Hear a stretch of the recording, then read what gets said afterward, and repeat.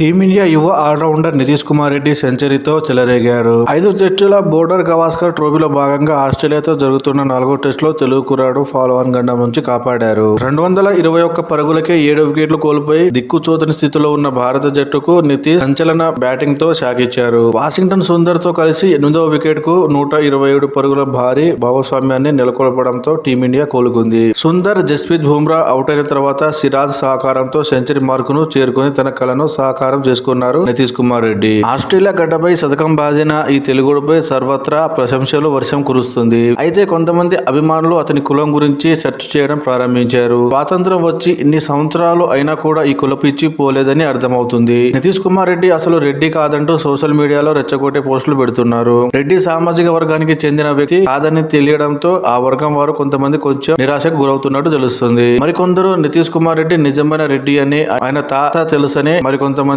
పోస్టులు పెడుతున్నారు. నితీష్ కుమార్ రెడ్డి మత్స్యకార వర్గానికి చెందిన రెడ్డిక సామాజిక వర్గానికి చెందిన వ్యక్తి అని సోషల్ మీడియాలో ప్రచారం జరుగుతుంది. ఉత్తరాంధ్ర ముఖ్యంగా విశాఖ ప్రాంతంలో రెడ్డి సామాజిక వర్గం ఎక్కువ.